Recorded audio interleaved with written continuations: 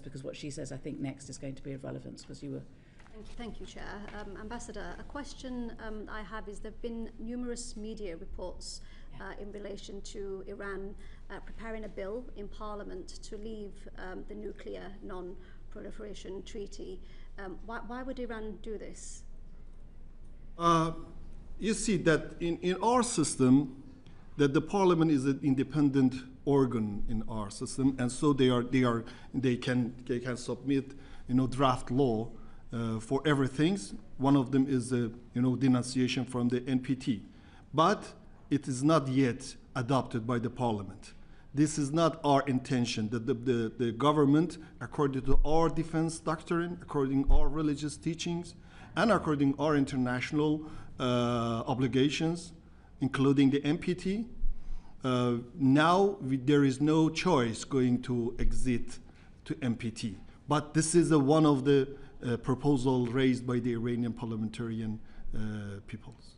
Does this give the indication, by leaving the NPT, that you intend to militarize your nuclear facilities? No. There is no. I told you that different mass destruction weapons, there is no any status in our doctrine, defense doctrine. We are the member of the CWC, we are the member of NPT, we are the member of BWC. So why not remain a member of the NPT? Why leave? It depends. It depends the situation. According to Article 10 of the NPT, it's very important. Every state party, if they feel that the vital interest has been going threatened by somebody, at that time we are going to review. There is no doubt about it. Because you see, please give me the photos of the innocent people. Our innocent people, all of them are being killing. We are responsible for these people. All of them. This one, Ehsan Eshraqi and Baran Eshraqi, father and girl. His daughter. We have a...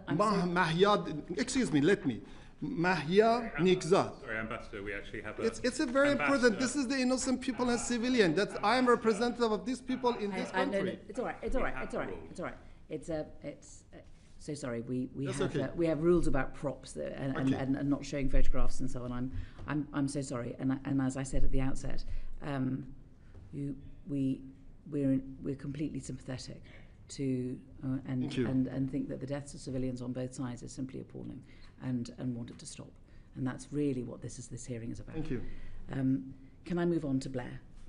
Ambassador, you spoke with apparent passion at the beginning of your statement about how dangerous the world would be if we embolden aggression and don't act within international law. The Chair asked you for short questions, so I'll give you the opportunity to give a short answer. How many Iranian Shahed drones have been fired by Putin at Ukraine over the last 3 years? You mean that how many drones? How many Shahed drones, Iranian Shahed drones, have been fired by Putin at Ukraine over the last 3 years? You see, I'm just looking for a number. I will reply to you. Yes, there is no doubt. The Russian and Iranian defense cooperations originate more than 20 years ago. You know the number? No, I don't know. I'll tell you the number. The number is 8,000. Okay, I put it to you that if we do live in a world now where violence and might are taking precedent over law and right, I would suggest that the Iranian regime has a deep responsibility for that. Let me ask you another question, and again, this is a question with a simple number as an answer.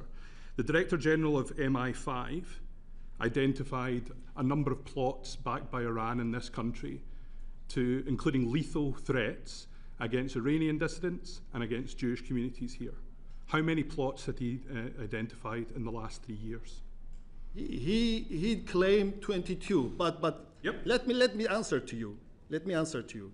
First of all, this is very important. Please correct your wording that the Iranian government is a lawful and very important and significant and respectful government. What's the And legal, there is no what's the need legal to using basis the for regime Putin's for war? them. Excuse me. What's the legal basis for Putin's war then? If you are such a supporter of international law? Let me. I'm telling to you correct your, wording regarding for my government. My government is a legal government, and there is no doubt about it.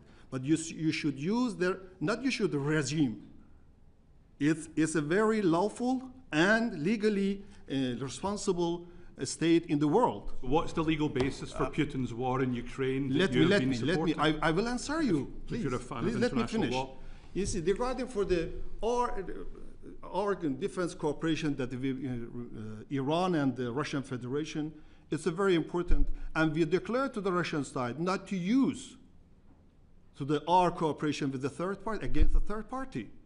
You can ask them. 8,000 Shahed drones fired at Ukraine. We're not allowed to do props, but seeing as you did, there is one of your drones hitting an apartment block in Kyiv. You can ask this night. question from the Russian Federation, sir. They're your weapons. You can ask this question. I'm asking this question from your side that using, or the American side that using the same military equipment against the Iranian people. You do not have any defense cooperation or military cooperation between Israel and Britain? I'm suggesting. No. I'm suggesting. Yes or no. Yes or no. Excellency. You're yes here or to no. answer questions, Ambassador. Oh, no, this is I'm very suggesting important. your moral If you- authority is shredded by your support for If you Putin. ask me to answer you, Excellency, if you ask me to answer your question, there is your duty to answer my question, because this is the dialogue room. I came here to declare our concerns to the one responsible state, the United Kingdom. I respect the United Kingdom for his achievement to the human, community in the world. I think, and the United Kingdom is a member state of the Security Council of the United Nations. Why don't you condemn the Israeli armed attack to Iran? You didn't condemn it. Your Excellency, and regarding for the plots, Your Excellency, we're very asked me grateful. one question regarding for the MI5. May I ask you? May I answer? No, wait. Okay, but, please. What I would like to do. Okay, please. If we could just take a breath. Okay. It is really, we are very grateful to you for coming. Thank you. And the evidence that you've given in the round is what's important. And it's the evidence that you give, and we listen to what it is that you say. And what we're trying to do by asking questions is to test what you're saying. Thank you so much. But we're not really in a position to speak on behalf of the British government. We are here to test your evidence, to try to make a contribution, which is so that we can hear the Iranian point of view, but not just take it at face value, but also to test it. And that is what we're trying to do in good faith. And I have a few people who still want to have questions. Perhaps I should go to Sir John first, and then I'll go on the other side. Thank you. I'd just like to follow up Blair's question, Ambassador. You'll be aware that the British government has said that Iran represents one of the greatest threats to the security of the United Kingdom, and for that reason has been placed, the first nation to be placed on the enhanced tier of a foreign influence registration scheme. Now, you referred in your opening remark to the attack on the Iranian Broadcasting Organization, and you described that as a war crime. I've been to visit Iran International, which is based in London, whose journalists have been subjected to threats from Iran on a daily basis, where a journalist was stabbed in a London street, and where Iranian citizens are currently being accused of conducting that. I've also talked to BBC Persian journalists whose families are being daily harassed by the Iranian regime in Tehran. So why are those not war crimes, and how do you defend the behavior of the Iranian government? I think this is an irrelevant question. I'm sorry, sir, because I'm telling you regarding for the Israeli aggression, but with your respect, I will respond to you. I do believe that regarding for these claims has been raised by different people, we need evidences. We need evidences. Several times we declared to the Foreign Office to have some consultation meetings with the military services regarding for the address all of these issues. These issues are some allegations and blaming against my country. Yes, we have some criticism regarding for the BBC Persian activities. They are going to making some, intervening of our Iranian domestic affairs. But according to our British bilateral, diplomatic relations, we several times we suggested to British authority to consider in bilateral consultations. There is no doubt about it that if you have any evidences, please submit. We will consider it. But sometimes making some allegation and something with regarding after that, Excellency mentioned for the report of the MI5. Several times, more than 10 times, we declared by verbal note in diplomatic negotiation, please send we will send our security services to have this kind of, to resolve these matters raising in our bilateral relations. We have very, constructive, business-like diplomatic relations. Your ambassador, Mr. Hugo Schurter, is working in Tehran in your embassy, and I came to London after the vacancy of the 3 years. We do not have any ambassador, and I am very keen to provide and prepare different cooperation between Iran and United Kingdom. I'm assure you, sir, that Iranian side is ready to cooperate for everything. Cultural, economic, security, everything. According to your evidences that you have, or evidences, we can share it. Ambassador, the statement by the Director General of the Security Service that there have been over 20 assassination and abduction plots, that has no, the Iranian government has no responsibility for those. And you referred earlier to your support for freedom of the press in terms of the Iranian Broadcasting Corporation. So whilst you may have criticisms of the BBC Persian service, there has been no harassment or intimidation of their relatives, and you have not, the government of Iran is not responsible for any threats against Iranian journalists based in London working for Iran International. Is that the case? I told you, Excellency, I told you that these matters should be considered. Should be considered between the expertise groups. This is some claims. Please, there is no doubt that the Iranian side is ready to cooperate with the British side to consider and remove this kind of misunderstandings. Alex. Ambassador, you talked at the start in your statement about Israel attacking civilian nuclear facilities across Iran. I understand from wide reporting that Iran has been enriching uranium up to 60% in a large quantity, and now up to 80 or 90%, in both cases, in fact, there is no civilian purpose for this uranium. It can only be moving towards the development of a nuclear weapon. What justification is Iran giving for enriching this uranium, for moving beyond any civilian needs?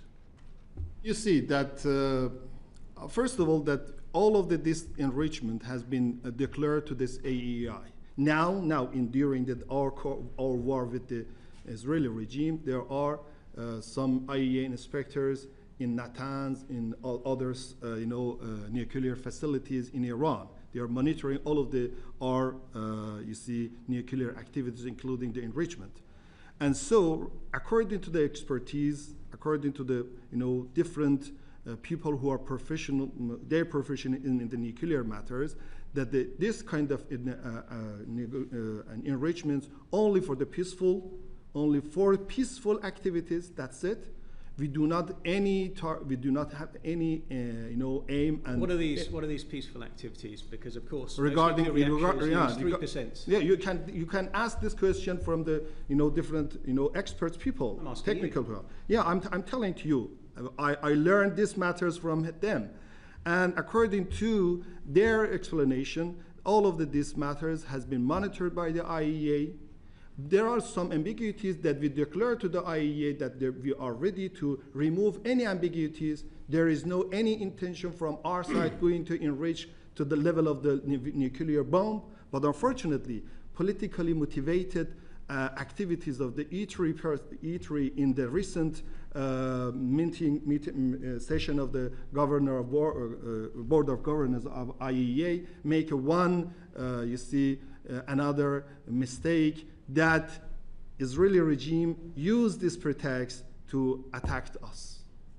But yes, regarding for your question, I'm telling you, every activities of the Iranian, Iranian Atomic Organization are peacefully. There is no, you can ask the sophisticated questions with the experts. I don't want to interrupt, but I just want to put context in so that the public understand. The International Atomic Energy Agency's Board of Governors on the 13th of June formally declared Iran in breach of its non-proliferation obligations for the first time in 20 years. And I think that's the reference that you're making to politically motivated attacks. Is that right? Yeah. Yeah. Okay. So I think the belief of many of us in here that there is no civilian justification for the enrichment of uranium up to the point that you've suggested, and it does put credence to the fact that Iran is developing a nuclear weapon and is a threshold state almost. And you can understand why a country such as Israel that has been threatened so many times by Iran would find that as an extremely serious security threat. You see, that I think that if you have any problems, any differences between Iran and IAEA, all of the matters should be addressed through the diplomacy and according to the technical consultations, not giving the pretext for the one illegal and legitimate regime like Israel to attack us. Thanks, mate, because we're running out of time. Do you mind if I finally, just... please do. I just want to get, I think Edward had another question, and I think Dan had one too. I just wanted to follow up on Alex's point, Ambassador, which I think there's a sort of realpolitik element to this, which is that Iran wants there to be a ceasefire before there's a negotiation. The position of Israel and the United States is that Iran needs to give up its enrichment program and return at the very least to a civilian level. Given that Iran has effectively lost control of its airspace, given that the IDF can act with impunity across Iran, your proxies are refusing to respond to Israel's attack, you are rapidly running out of ballistic missiles to respond to Israel attacks. I mean, the reality on the ground would dictate that Iran has very little scope but to enter the negotiation table and to make. Why won't Iran, if it has no nuclear weapon ambition, just say that the price of the ceasefire that you're willing to pay is to give up your nuclear enrichment program? You see, the main problem that regarding in this phase, removing the main intention from our side, removing any concern, any worries from the different countries in international community, especially the European countries, that for Iranian, the essence of the Iranian nuclear activities. We assure you that there is no any limitation from our side to remove any concerns. We declared this is our priority. We declared this is our priority to remove any misunderstanding. We do not want to achieve nuclear weapon. We have, during the 15 reports of the IAEA, during the implementation of the JCPOA, we show our intention. We showed our intention that Iran has not any desire to produce the nuclear bomb. This is because these are responsible member states of the NPT, and as well as the reality on the ground dictates that. The reality of the ground is the inspector of the IAEA. IAEA has a very different interaction with us. Is going to be giving up your nuclear enrichment. That's the obvious situation on the ground right now. So my question is, why won't Iran simply commit, if you have no nuclear ambitions, simply commit to ceasing enrichment, hand over what has been enriched, and go back to 3.6% civilian? That would be There is no doubt that we agree with you, but through the diplomacy, not arm attacked.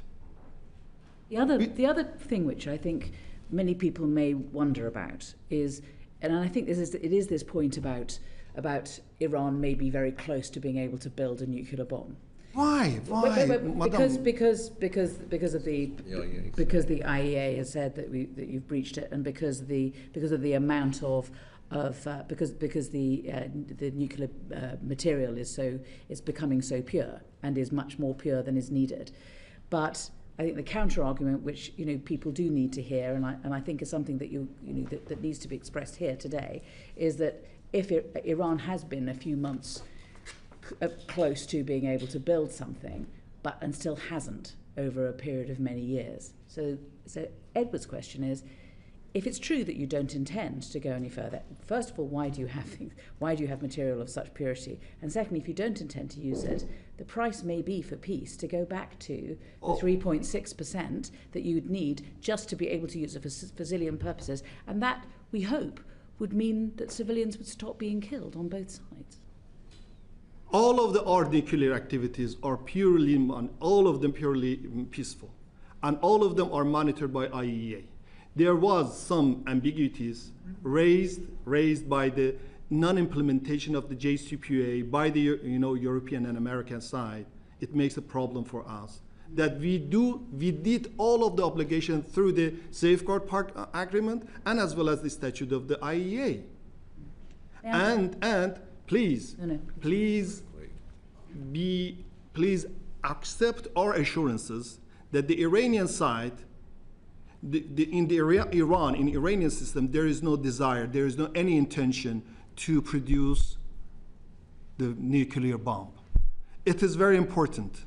It's not only for international obligation. This is our religious teachings that all of the mass destruction weapons are prohibited according to the Shia, Sharia, and Islamic. There's a fatwa to that. Yes, there's a fatwa of our supreme leader. Obviously, a fatwa can be changed, I suppose, would be the counter argument. But may I just go to the last question? And I'm going to ask Dan Carden. I think we might be interrupted by bells, but I'll have a go. Try.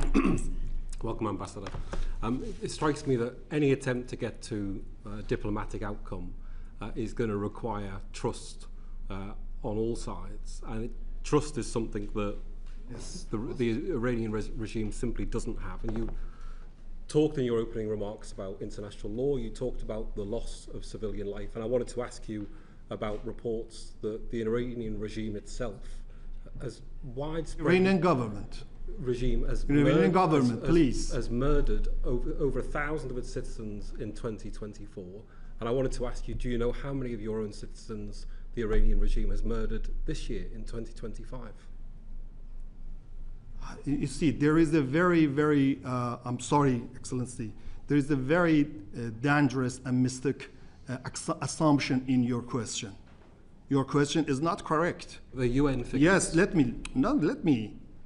I'm telling to you as an Iranian ambassador to you, why are you referring to the other misunderstanding, misinformation, disinformations? This is all of them totally wrong. I'm telling to you this. I'm telling to you, nobody perfect, but we do have some problems. But this kind of question has their own false assumption and based on misunderstanding and misperceptions. I'm sorry. No, I'm sorry. And my apologies. We have to go and vote. But I do want to thank you for coming in this afternoon. I hope that people watching have had a proper insight into your perspective.